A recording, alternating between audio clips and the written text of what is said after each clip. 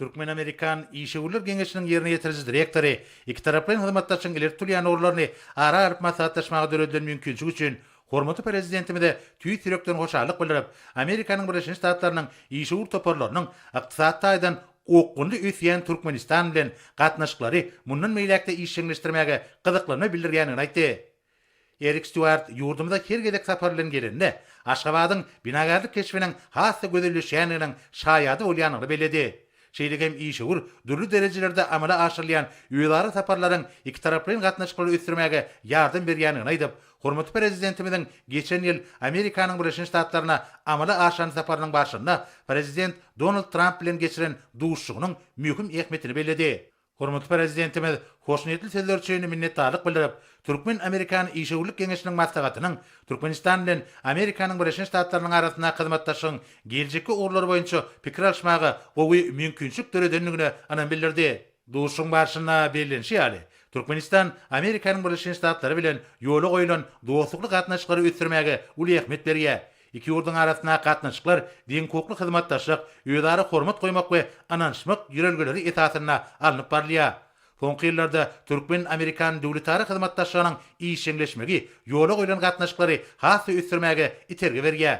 Tüwda ykdysady hyzmatdaşlyk iki taraplyň gatnaşyklaryň esasy orlarynyň biri bolup durýar. Bu ugurda Türkmenistan dünýä belli Boeing, General Electric, John Deere, Case, Niklaus ýaly Amerikan kompaniýalary bilen hyzmatdaşlyk etmegiň oňun tejribesini toplady. Şunun bilen baglanykda hormaty prezidentimiz iki taraplyň hyzmatdaşlygy ösdürmekde Türkmen-Amerikan İşeğurlyk Geňeşiniň uly goşandyry belledi. Bellenşi ýaly Türkmen-Amerikan İşeğurlyk Geňeşi iki ýurdun arasynda tüwda ykdysady hyzmatdaşlygy giňeltmekde mühim orna gelip, harit dolanşygyny, maýa goýun taslamalarynın möçürini artdyrmakda, hususy ulgam we döwlet idaralarynyň hyzmatdaşlygyny berkitmekde netijeli gural hökümine çykyş edýär. Hormaty prezidentimiz Türkmenistan bilen Amerikanyň Birleşik Ştatlarynyň işeğur düzümleriniň arasynda geljegi uly ugurlar boýunça gatnaşyklaryň ösdürilýänligini we hyzmatdaşyga gyzyklanyny bildirýän kompaniýalaryň sanynyň ýyl saýyn artýanlygyny kanagatlanma bilen belläp, işeğur düzümleriň arasynda iýlikderli duşuklar guramagyň zerurdygyny aýtdy.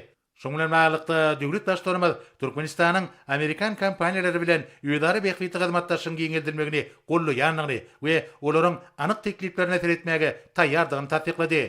Işeğuri bildirilýän anam üçin hormaty prezidentimiz de hoşallygyny beýan edip, Amerikanyň Birleşik Ştatlarynyň işeğur toparlarynyň geljegi uly Türkmen badaryna öz orunlaryny pogtrandyrmaga we lelikdäki täze taslamalaryň durmuşa geçirilmegine gatnaşmaga taýýardygyny aýtdy. Duşun ahyrynda hormaty prezidentimiz we Türkmen-Amerikan İşeğurlyk Geňeşiniň ýerine ýetiriji direktory birek berege iň gowy arzuwlaryny beýan edip, iki taraplyň ykdysady hyzmatdaşlygyň mundan meýlekde iýlikderli ösürjekdigine anan bildirdiler.